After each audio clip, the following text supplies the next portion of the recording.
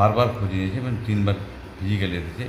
এবং আমার দাদা ফিরহাদ হাকিম পুরনোয়ন মন্ত্রী বারবার এসেছে, বারবার খোঁজ নিয়েছে যে আমার ভাই কী করে ভালো হবে। এবং নির্মল মাঝি বারবার খোঁজ নিয়েছে, তাদেরকে কৃতজ্ঞ, তারা আমার জন্য যে এত কিছু করেছে তাদের কৃতজ্ঞ।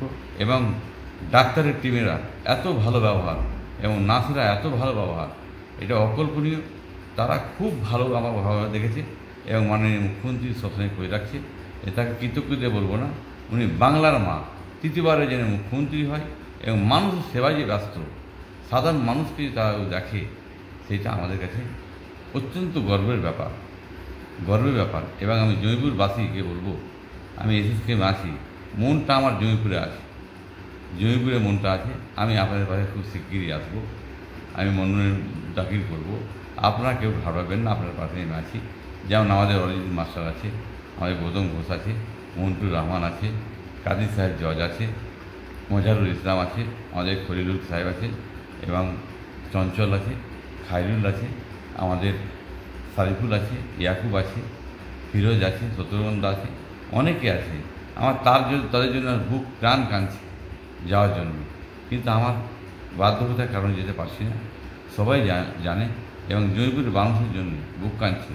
আমার কাছে প্রচুর খ্যাপা পাগল আসে, প্রতিদিন তারা টাকা নিয়ে যায়, তারা আমার বাড়ি এসে আঁকা দিয়ে কাঁদছে। এটা আমাকে খুব বেদনাদায়ক। তাদের প্রতি আমার খুব সহানুভূতি আছে। তারা অনেক খ্যাপা, অনেক গরিব মানুষ আছে, তাদের সাহায্য নিয়ে যায়।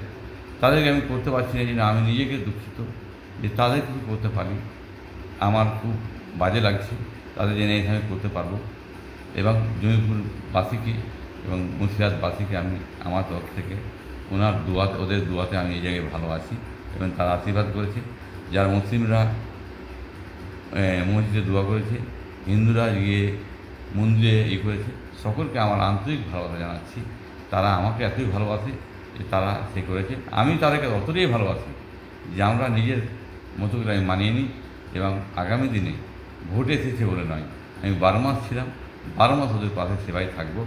আমি বলবো সকল মানুষকে তার শান্তি শৃঙ্খলা বজায় রাখুক। এবং আমার সঙ্গে 30-35টা ছেলে, 35টা ছেলে জখম হয়েছে, তাদের জন্যে রেল ডিপার্টমেন্ট হয়েছে, রেল ডিপার্টমেন্টে জেনে আমাদের মাননীয় মুখ্যমন্ত্রী উদার সঙ্গে সঙ্গে 5 লাখ ঘোষণা করেছে এবং রেল এখনও কোনো ঘোষণা করেনি। তাদেরকে আবেদন